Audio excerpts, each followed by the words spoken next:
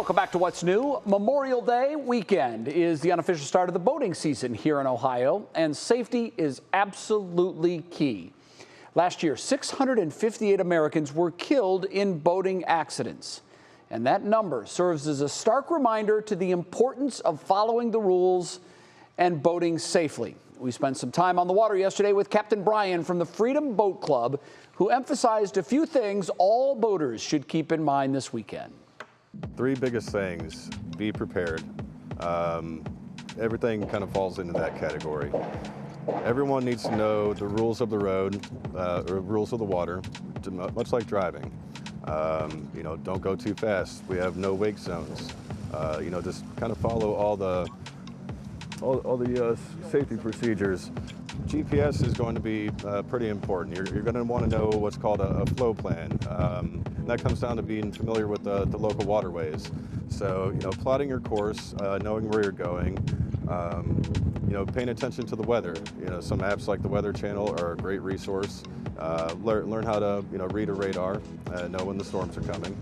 So that will definitely be very important. I think a lot of people associate boating with drinking, but in reality, it's just as dangerous, if not more so, than drinking and getting behind the wheel of a car. Correct. It's oftentimes more dangerous because you add in, new hazards such as drowning. So we definitely don't want to do that. Another important thing to always remember is make sure you're trained for the type of boat that you're operating. A lot of people just go out there, buy a boat, and expect to know how to navigate, know how to operate.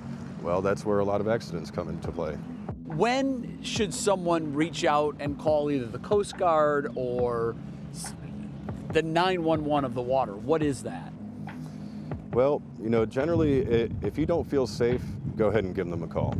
They receive dozens of calls every single day from boaters who just aren't sure of what to do. They're fully prepared to help anybody in any situation. So if you feel unsafe in any way, shape, or form, reach out. Yeah, a couple other things. He says if you're out on the water and things get a little tricky, and that it can happen, on Lake Erie, these storms come up in a hurry.